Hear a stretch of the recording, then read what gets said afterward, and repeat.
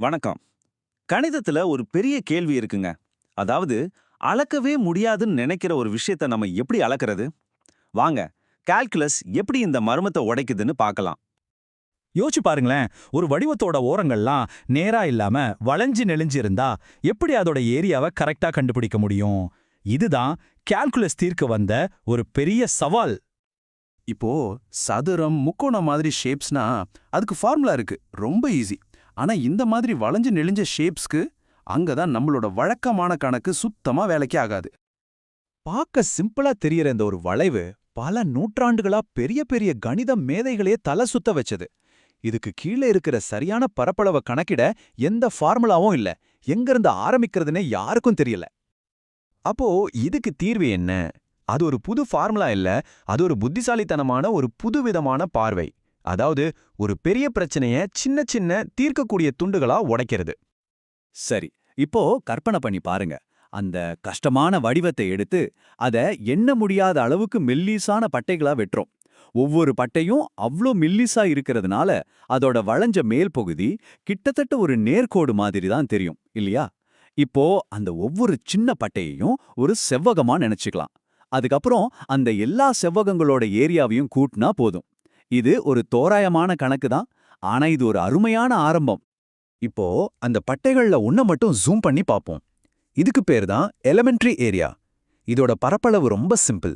உயரம் y பெருக்கல் அகலம் dx. அவ்வளவுதான்.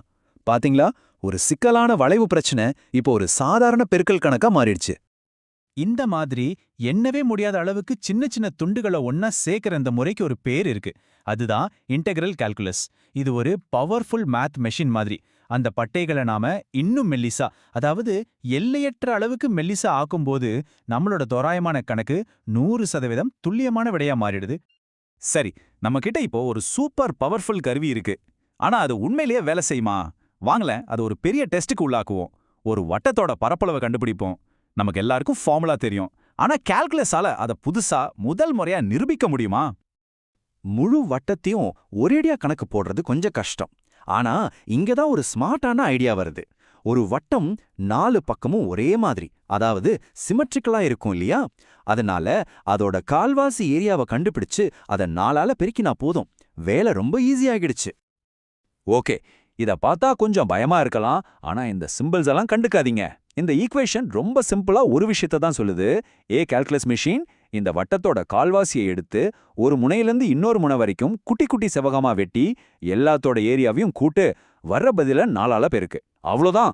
இது நாம பார்த்த அந்த வழிமுறைக்கான ஒரு இன்ஸ்ட்ரக்ஷன் செட். சரி, அந்த கால்குலஸ் மெஷின் அதோட வேலையை செஞ்சு முடிச்சதும் நமக்கு என்ன கிடைக்குது தெரியுமா? விடை பை ஏ ஸ்கொயர். ஆமா, நம்ம ஸ்கூல்ல படிச்ச மனப்பாடம் செஞ்ச அதே ஃபார்முலா தான். இந்த வெட்டி கூட்டும் முறை வெறும் தோராயமான கணக்கு இல்ல, அது ஒரு துல்லியமான நிரூபணம்னு இதை வச்சு நாம புரிஞ்சுக்கலாம். ஓகே, இந்த முறை வட்டத்துக்கு வேலை செய்யுது. சூப்பர். ஆனா இன்டெகிரல் கால்குலஸோட உண்மையான பவரே இது எல்லாத்துக்கும் வேலை செய்யுங்கிறது தான். இது வேற என்னென்ன சிக்கலான வடிவங்களோட மர்மத்தை தீர்க்கும்? இப்போ ஒரு நீள்வட்டத்தை, அதாவது ஒரு எலிப்ஸ் எடுத்துக்கலாம். பார்க்க வேற ஷேப்பா இருக்கலாம், ஆனா நம்மளோட பிளான் ஒண்ணுதான். வட்டத்துக்கு செஞ்ச மாதிரியே கால்வாசி ஏரியாவை கண்டுபிடிச்சு அதை 4ஆல பெருக்க வேண்டியதுதான். இந்த வெட்டி கூட்டும் ஐடியா எவ்வளோ பவர்ஃபுல்னு இதை காட்டுது. இதுவரைக்கும் நம்ம பார்த்த எல்லா எடுத்துக்காட்டிலையும் அந்த வளைவு எக்ஸ் அச்சுக்கு மேலேயே இருந்துச்சு. ஆனா ஒருவேளை அந்த வளைவு கோட்டுக்கு கீழே போனா என்ன ஆகும்? இது ஒரு இன்ட்ரெஸ்டிங்கான கேள்வி இல்லையா? இந்த சைன் அலை மாதிரி ஒரு வடிவத்தை பாருங்க. அச்சுக்கு வேலை இருக்கிற பகுதி பாசிட்டிவ் ஏரியாவா கணக்குல எடுத்துக்கப்படும்.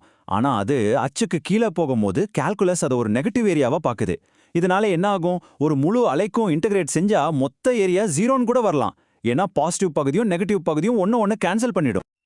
அப்போ அந்த வளைவு உண்மையில எவ்வளவு இடத்தை அடைக்குதுன்னு நமக்கு தெரியணும்னா நம்ம கொஞ்சம் ஜாக்கிரதையா இருக்கணும். தீர்வு ரொம்ப சிம்பிள் தான். ஒவ்வொரு பகுதியையும் தனித்தனியா கணக்கு போட்டு வர்ற மைனஸ் குறியை கண்டுக்காம அதோட பாசிட்டிவ் மதிப்புகளை மட்டும் கூட்டிக்கணும். ஒரு நிமிஷம், நாம செஞ்சிட்டு இருக்கிற கணக்குல இருந்து வெளியே வந்து இதோட பெரிய சித்திரத்தை பார்ப்போம். இந்த பொருட்களை சின்ன சின்னதா வெட்டுற ஐடியா இது வெறும் ஒரு கணக்கு ட்ரிக் கிடையாது. இதுக்கு ஒரு பெரிய வரலாறு இருக்கு. இன்னைக்கு நம்ம உலகத்தையே இது இயங்குது. இந்த கதை ஆரம்பிச்சது பண்டைய கிரீஸ்ல ஆர்கிமிடிஸ் கிட்ட இருந்து. பல நூற்றாண்டுகள் கழிச்சு 17ஆம் நூற்றாண்டுல நியூட்டனும் லீப்னிஸும் இதுக்கு ஒரு முறையான வடிவத்தை கொடுத்து கால்குலஸை உருவாக்குனாங்க. இன்னைக்கா இது இல்லாத இடமே இல்ல. இயற்பியல், இன்ஜினியரிங், பொருளாதாரம்னு எல்லா இடத்துலயும் இந்த ஐடியா தான் அடிப்படை. நம்ம ஒரு ரொம்ப சிம்பிளான கேள்வியோட ஆரம்பிச்சோம். ஒரு வளைஞ்ச வடிவத்தோட பரப்பளவு என்ன? அதுக்கான தீர்வு, அதாவது ஒரு பெரிய பிரச்சனையை எண்ணவே முடியாத குட்டி குட்டி துண்டுகளா உடைக்கிறது, அது மனித வரலாற்றிலேயே மிக சக்தி வாய்ந்த ஒரு ஐடியாவா மாறிடுச்சு. அது வளைவுகளோட பிரச்சனையே தீர்த்து வச்சது. இப்போ யோசிச்சு பாருங்க, இந்த சிந்தனை முறை வேற என்னென்ன முடியாத பிரச்சனைகளை எல்லாம் நமக்கு தீர்த்து வைக்க உதவும்.